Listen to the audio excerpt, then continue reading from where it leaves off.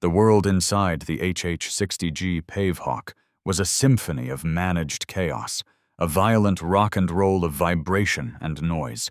The twin rotors beat the thin, dusty air of Helmand Province into submission, a constant whump, whump, whump that was more felt than heard, a concussive force against the chest. For Staff Sergeant Sarah Sullivan, Sully to everyone who flew with her, this was the sound of her office. The metallic tang of hydraulic fluid, the hot breath of the Afghan afternoon blowing through the open gunner's door, the faint coppery scent of old blood ingrained in the floor plates. This was her normal. She was leaned over a Special Forces operator whose leg was a ruin of shattered bone and shredded muscle, her hands moving with an economy and grace that belied the turbulence. A tourniquet was already high and tight on his thigh.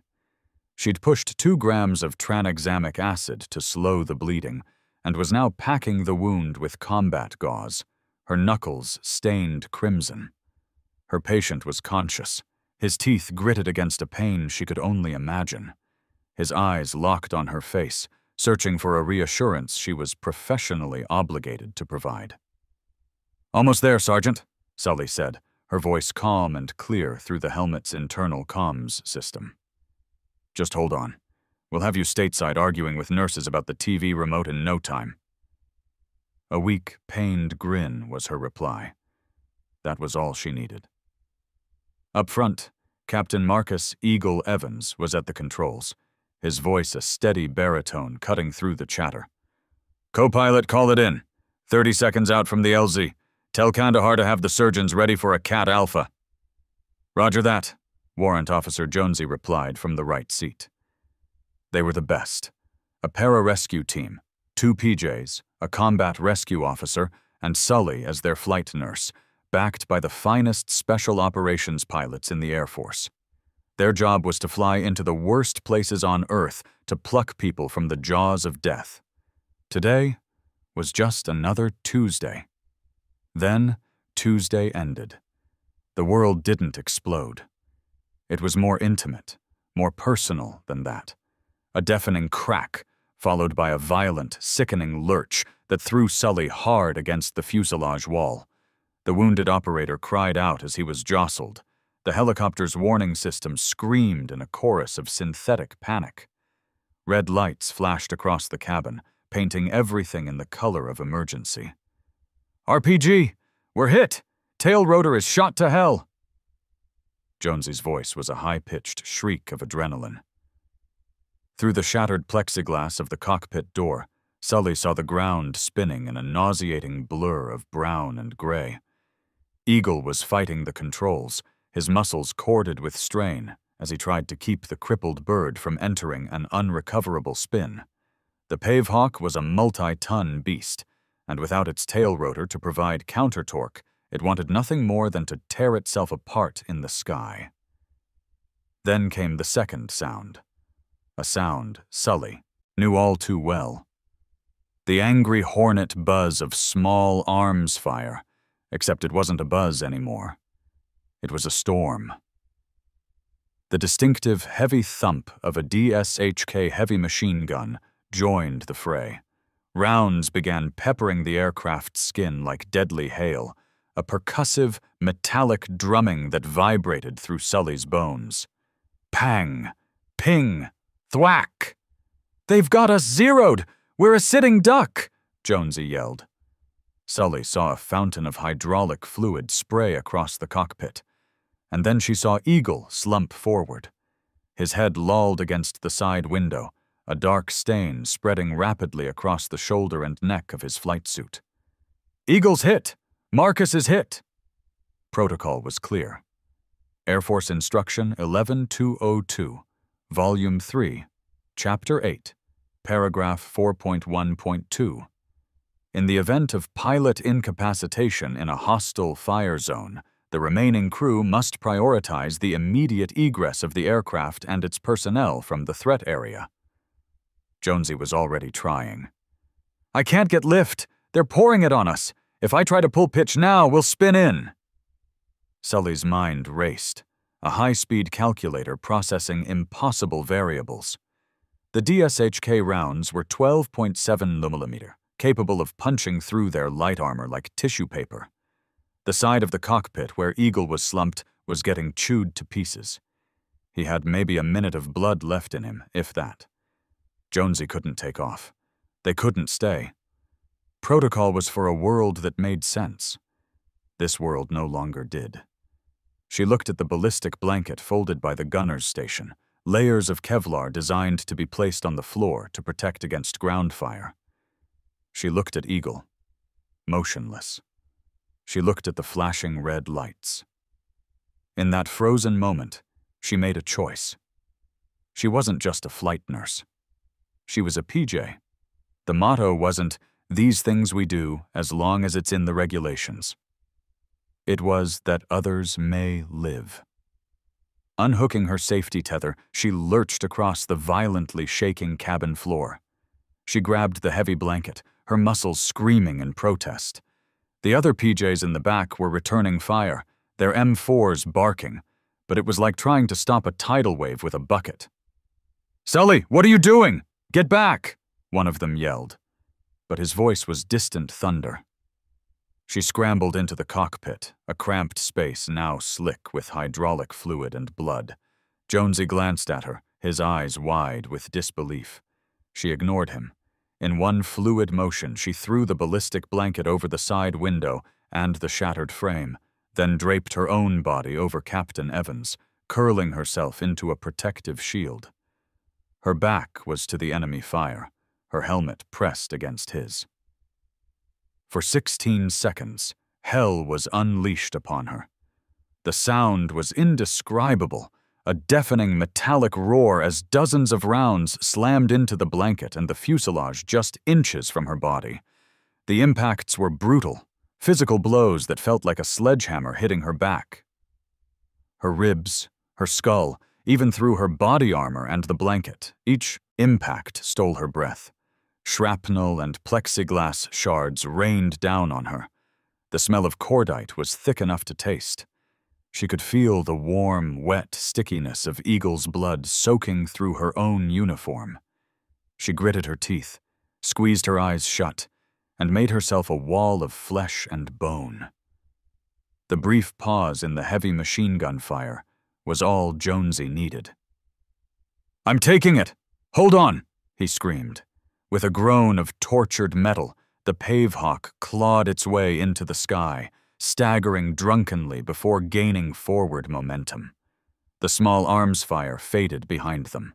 Sully stayed draped over Eagle until they were clear of the immediate threat. She finally peeled herself away, her body screaming, her ears ringing. She immediately went to work on him, her hands finding the gushing wound in his neck, applying pressure, her mind shifting back from shield to medic. They landed hard back at the Kandahar airfield Foe B. The ramp dropped before the rotors had even stopped spinning, and a swarm of medics rushed the bird.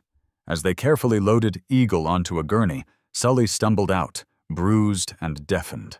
Her gear was shredded in a dozen places. She saw her commanding officer, Major Thompson, running towards the scene. His face wasn't one of relief or pride. It was a mask of pale, tight-lipped fury. He strode right past the gurney carrying his wounded pilot and stopped directly in front of her. His eyes scanned her ruined gear, the blood covering her front, the still smoking holes in the helicopter's fuselage behind her. He didn't ask if she was okay. He didn't thank her. "Sullivan," he said, his voice dangerously low and steady amidst the chaos. "My office, now." The air conditioning in Major Thompson's office felt unnaturally cold, raising goosebumps on Sully's arms. It was a small plywood box of a room, a temporary structure that had somehow become a permanent fixture of the war. On the wall was a framed photo of Thompson with a smiling congressman and a chart detailing flight readiness percentages. It was a room built for bureaucracy, not valor. Sully stood at a rigid parade rest, her muscles beginning to ache from the adrenaline crash and the brutal impacts she'd absorbed. She could still feel the phantom sensation of bullets striking the metal around her. Major Thompson paced behind his desk, his jaw working silently before he finally turned to face her. "Do you have any idea," he began, his voice barely a whisper, "what you have done?" Sully was confused. "Sir, I stabilized Captain Evans and—" "You stabilized nothing," he snapped, his voice suddenly sharp. "You abandoned your station. You untethered yourself in a hostile fire zone. You entered the cockpit during critical flight operations, directly contravening AFI 11-202. You took a piece of protective equipment, the ballistic blanket, and used it in a manner for which it was not designed, leaving the cabin floor exposed. You willfully, flagrantly, and recklessly disregarded at least a dozen direct orders and standing regulations." He was ticking them off on his fingers, a prosecutor listing charges. "And in doing so," he continued, his voice rising, "you endangered the entire crew, jeopardized a $40 million strategic asset, and worst of all, you set a precedent. What happens next time? A PJ decides to jump out of a moving helicopter without a static line because he has a hunch? When does it end, Staff Sergeant?" Sully stood in stunned silence. He wasn't seeing the pilot bleeding out. He wasn't seeing the DSHK rounds chewing through the airframe. He was seeing a list of broken rules. "Sir," she said, her voice steady despite the tremor in her hands. "The co-pilot couldn't take off. Captain Evans was dying. It was the only choice." "There is always another choice, Sullivan," Thompson said coldly. "And the right one is always to follow protocol. That's what separates us from the enemy. That's what keeps us alive." He sat down, the fury draining from his face to be replaced by a weary resolve. "I have no choice. I'm grounding you, effective immediately. You will be confined to base pending a full Article 15 investigation. You are not to speak to anyone about the details of this incident. Is that understood?" "Sir." "Captain Evans?" "He's in surgery. Now get out of my sight." The next 48 hours were a descent into a special kind of administrative hell. Her first stop was the flight surgeon's office for a mandatory post-incident debrief. The doctor, a captain named Royce with tired eyes and a condescending smirk, didn't seem interested in her physical well-being. "You took a lot of impacts to your back, even through the armor," he noted, looking at her chart instead of her.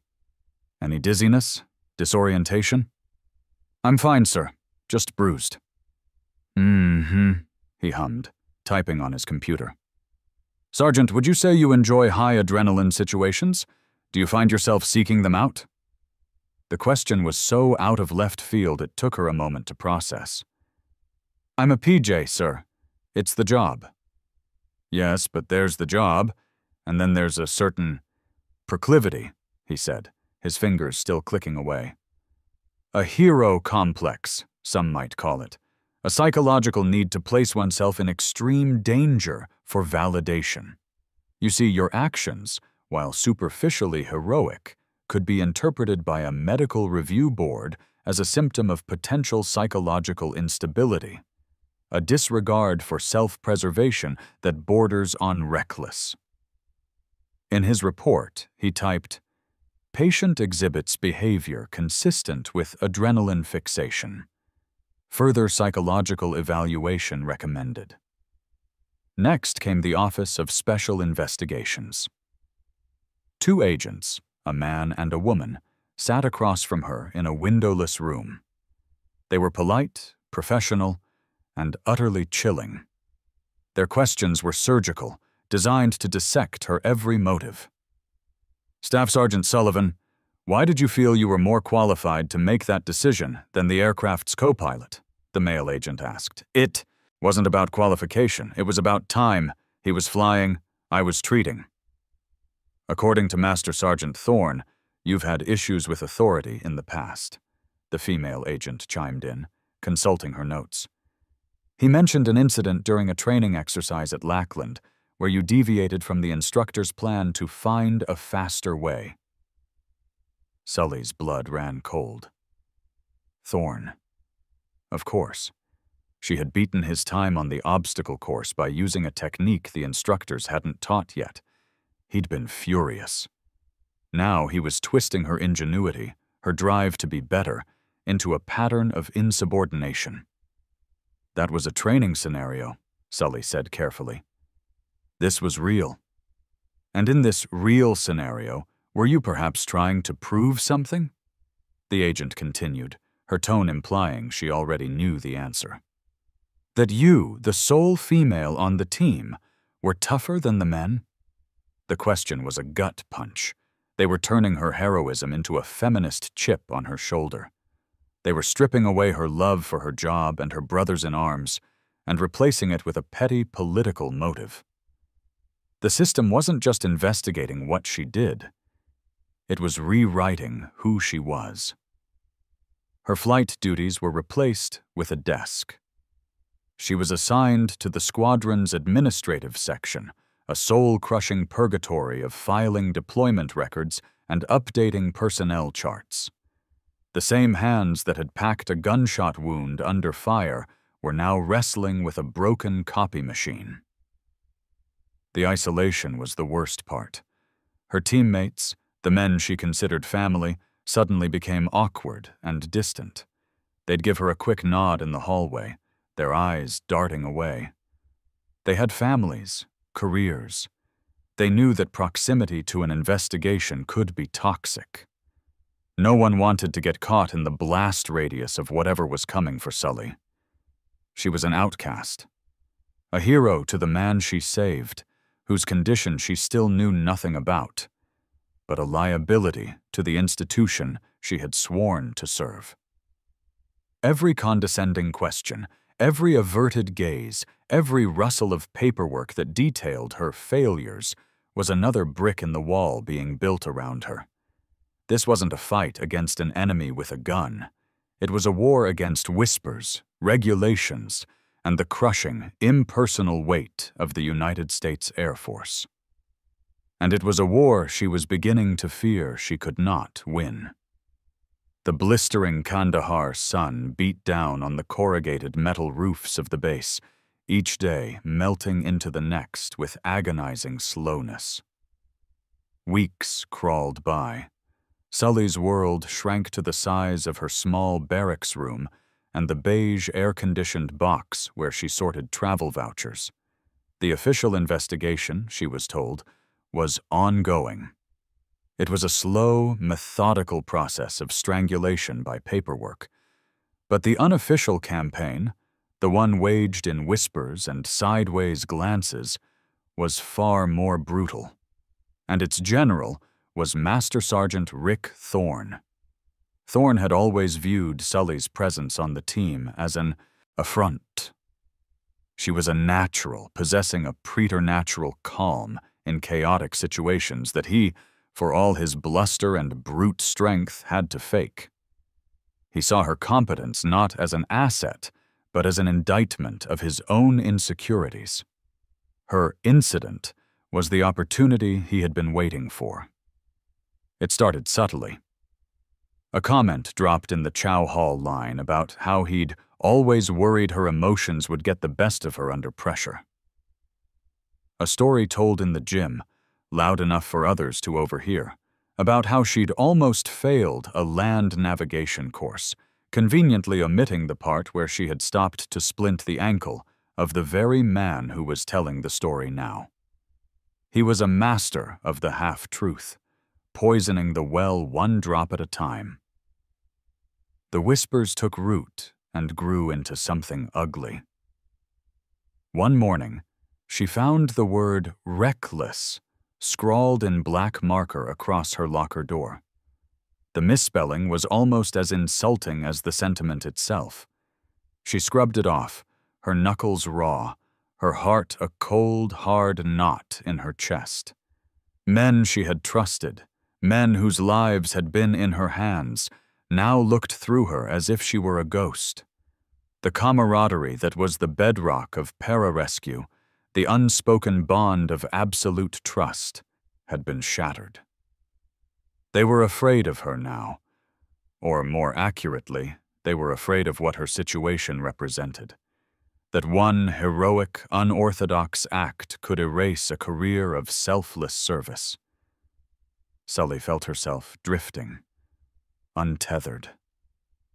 The nights were the worst. She'd lie on her cot, staring at the ceiling, replaying those 16 seconds over and over. Did she do the right thing? The question gnawed at her. The system, her superiors, her peers, they were all telling her she hadn't. The doubt was a cancer, eating away at the certainty that had guided her actions in the helicopter.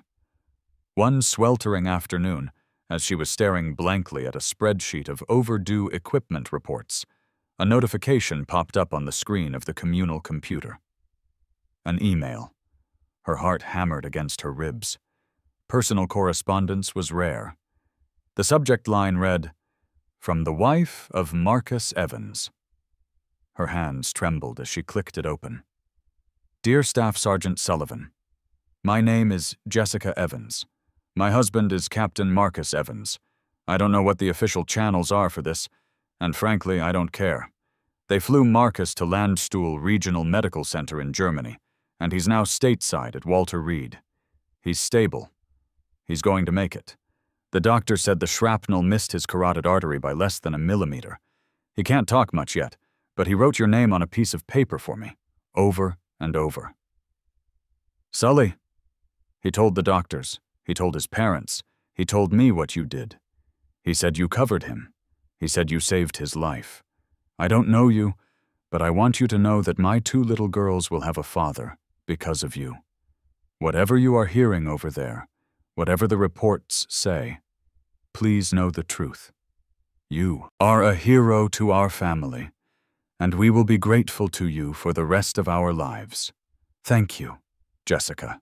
Sully read the email 3 times, tears blurring the words. She printed it, folded the warm paper carefully, and tucked it into the pocket of her uniform. It was a shield. It was proof. It was the only regulation that mattered. The doubt that had been gnawing at her receded, replaced by a cold, hard resolve. They could question her methods, her stability, her career. They could not question the fact that a father was going home to his daughters. That evening, armed with Jessica's words, she saw Thorne walking out of the barracks. She stepped into his path. "We need to talk," she said, her voice quiet but firm. Thorne smirked, a cruel, easy expression. "Don't have anything to say to you, Sullivan. You're yesterday's news." "Why, Rick?" she asked, the question devoid of anger, full of genuine curiosity. "Why are you lying to OSI? Why are you telling everyone I'm unstable?" He leaned against the wall, crossing his arms. The setting sun cast his face in shadow. "I'm not lying. I'm just telling them what I see. You've always had a problem with the way we do things. Always have to find your own special way. It was just a matter of time before you got someone hurt." "I got someone saved," she corrected him. "You got lucky," he sneered, his voice dropping. "This is a team, a brotherhood. You never understood that. You think because you're good, the rules don't apply. You never belonged in pararescue anyway. Should have stayed a regular nurse, changing bedpans." The misogyny was so blatant, so pathetic, it was almost laughable. Almost. He was threatened not by her weakness, but by her strength. He was twisting her greatest asset into her fatal flaw. She didn't rise to the bait. She simply looked at him, a deep, profound pity in her eyes. "You're a coward, Thorne," she said softly. "Not because of anything you do or don't do in the field, but because you're terrified of anyone being better than you." She walked away, leaving him standing there in the fading light. The whisper campaign wasn't over, but for the first time in weeks, she felt like she was fighting back. The room designated for the Board of Inquiry was aggressively sterile and devoid of character. The walls were the color of sand, the fluorescent lights hummed with an irritating buzz, and the air conditioning fought a losing battle against the oppressive Afghan heat. It was a place designed for judgment, not justice. At the head of a long table sat Colonel Davies, the wing commander, his face an impassive mask of authority. To his right was a humorless JAG officer acting as the board's legal advisor. To his left was an empty chair. Sully sat alone at a smaller table opposite them, her appointed counsel, a young, overwhelmed first lieutenant from the JAG office, fidgeting with a pen beside her. "Staff Sergeant Sullivan," Colonel Davies began, his voice flat and official. "This is a board of inquiry convened to investigate the events of August 12th and determine your fitness for continued service in the United States Air Force. This is not a court-martial, but the findings of this board could lead to one. Do you understand?" "Yes, sir," Sully said, her voice clear and steady. The email from Jessica Evans was folded in her pocket, a silent source of strength. The board's JAG officer began, laying out the facts of the case in a dry monotone. He cited the regulations she had broken, the cost of the damages to the Pavehawk, and the official operational doctrine regarding crew conduct under fire. It was a neat, logical, and utterly soulless account of the day. The first witness was Major Thompson, who recounted his fury at seeing the breach of protocol. "Discipline and adherence to procedure are the foundations of military aviation," he stated. "Without them, we have chaos." Then came Master Sergeant Thorne. He strode in with an air of smug confidence, sat in the witness chair, and proceeded to methodically assassinate Sully's character. He portrayed her as a glory-seeking maverick, twisting her past successes into examples of recklessness. "She has a history of this, sir," Thorne said, looking directly at Davies. "She operates as an individual, not as part of the team. In our line of work, that mindset that gets people killed. On August 12th, we were just lucky it didn't." Sully's young lawyer offered a feeble cross-examination, but Thorne deflected his questions with ease. Sully felt a familiar wave of despair wash over her. They were building a narrative, a neat and tidy story where she was the villain, and it was working. "The board has one final piece of testimony," Colonel Davies announced. "We will be patching in a live feed from Walter Reed National Military Medical Center." A large monitor flickered to life. The face that appeared was pale and drawn, but the eyes were sharp and clear. It was Captain Marcus Eagle Evans. He was propped up in a hospital bed, a thick bandage still visible on his neck. "Captain Evans," Davies said, his tone softening slightly. "Can you recount the events as you remember them?" Eagle's voice was raspy, but it filled the silent room. He described the RPG hit, the loss of control, the feeling of the shrapnel tearing into him. "I thought I was dead," he whispered. "The last thing I remember before blacking out was the sound of rounds tearing the cockpit apart around me." "And you have no memory of Staff Sergeant Sullivan's actions?" Davies pressed. "No, sir. I was unconscious," Eagle replied. He paused, taking a labored breath. "But I am alive. The doctors told me I bled out on that helicopter. They told me that by all rights, I should be dead. They also told me that when they brought me in, my flight suit was covered in ballistic fiber, and my wounds were packed with gauze. Someone kept me from bleeding out. Someone shielded me from taking more hits." He locked eyes with the camera. "Colonel, regulations are written to create survivors. They are a means to an end. On that day, Staff Sergeant Sullivan was the means to that end. She didn't endanger the mission, sir. She was the mission. The mission is to bring your people home. She brought me home." A heavy silence fell over the room. Before Davies could respond, Sully's lawyer, emboldened by Eagle's words, spoke up. "I'd like to call one more witness, Warrant Officer Jonesy." Jonesy, the co-pilot, looked terrified as he entered the room. He had been under immense pressure from the command to stick to a purely technical account. He sat down, refusing to look at Sully. He gave a dry, by-the-book description of the mechanical failures and his struggle to regain control. "And what did you observe Staff Sergeant Sullivan do?" Sully's lawyer asked. Jonesy swallowed hard. "She moved to the cockpit, sir.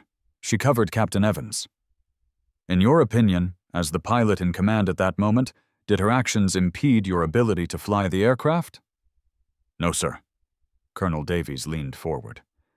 "But did her actions constitute a breach of protocol that put the entire aircraft at further risk?" Jonesy stared at his hands. The room was silent, except for the hum of the lights. He had a career to think about, a family.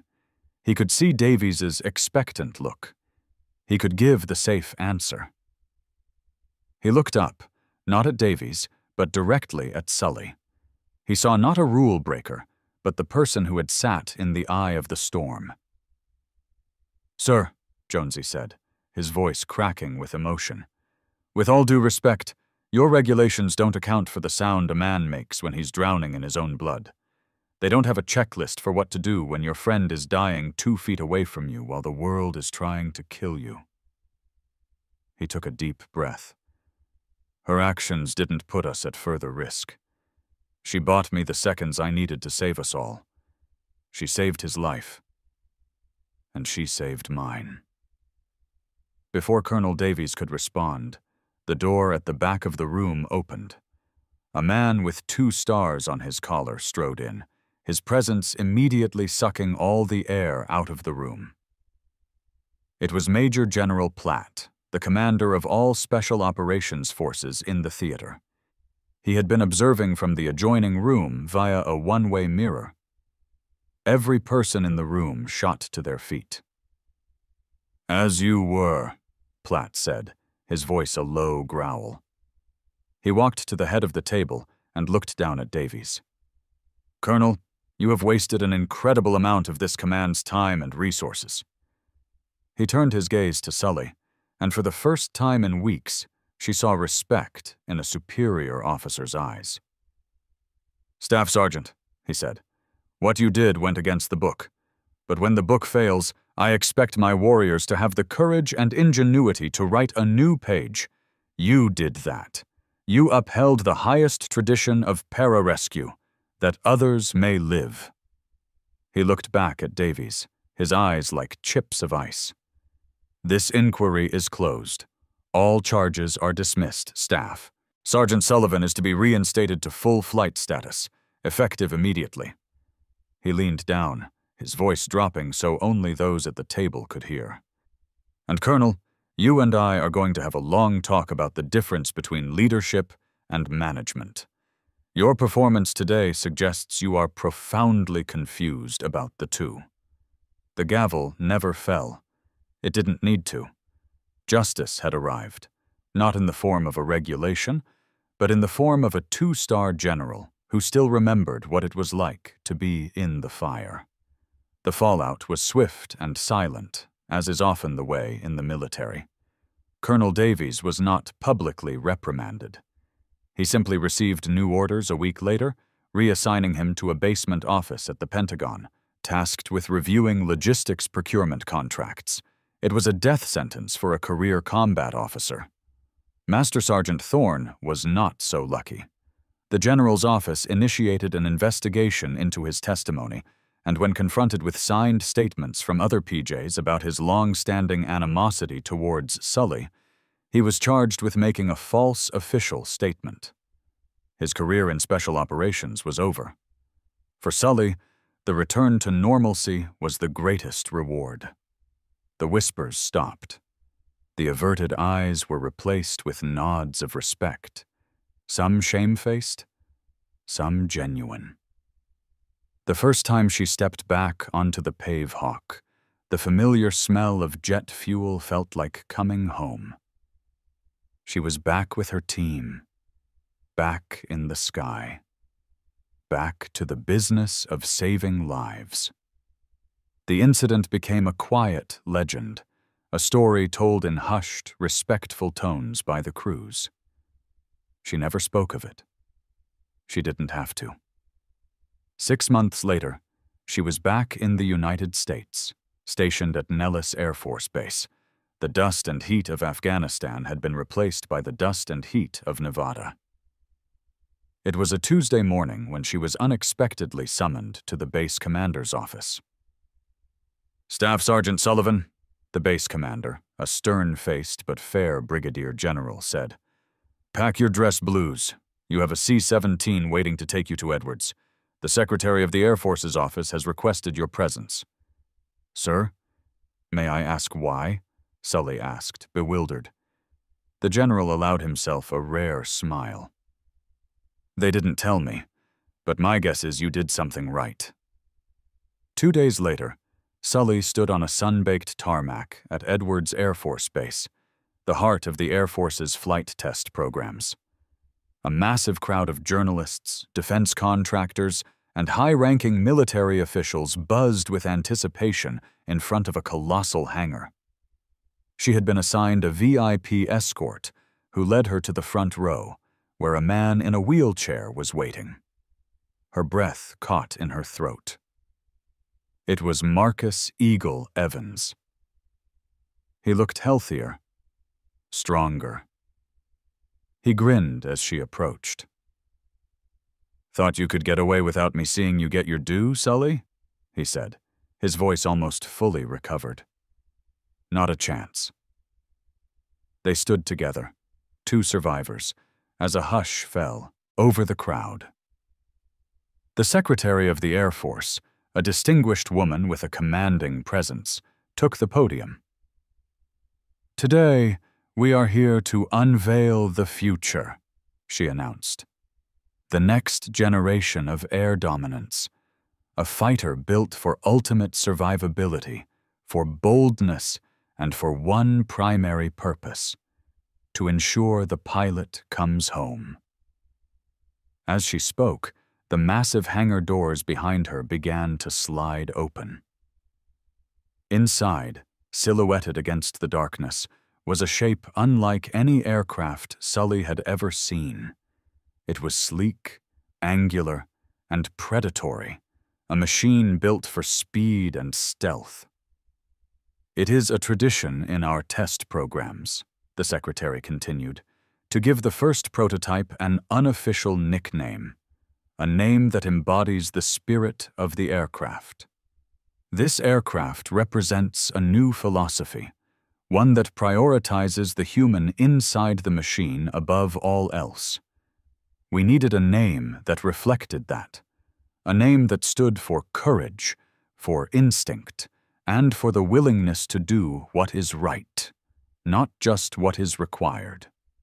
2 technicians walked over to the aircraft, which was now being towed out into the bright California sun.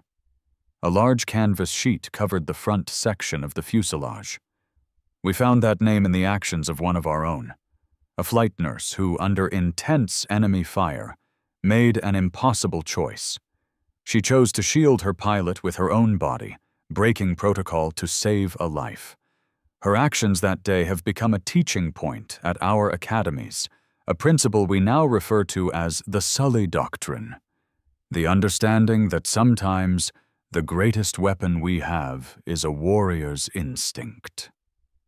With a dramatic flourish, the technicians pulled the sheet away. There, painted in stark, white letters just below the cockpit canopy, was the designation YF-36 Sullivan. A gasp went through the crowd, followed by a thunderous wave of applause. The cameras flashed, their lenses all turning towards Sully.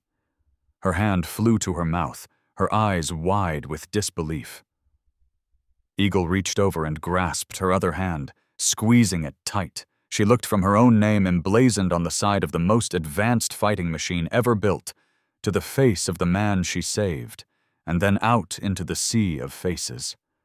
All the pain, the isolation, The frustration of the past year coalesced into a single, overwhelming moment of vindication. She hadn't just been right. She was now the standard. Her 16 seconds of defiant humanity were no longer a footnote in a disciplinary file. They were a legacy, forged in steel and titanium, ready to take to the sky.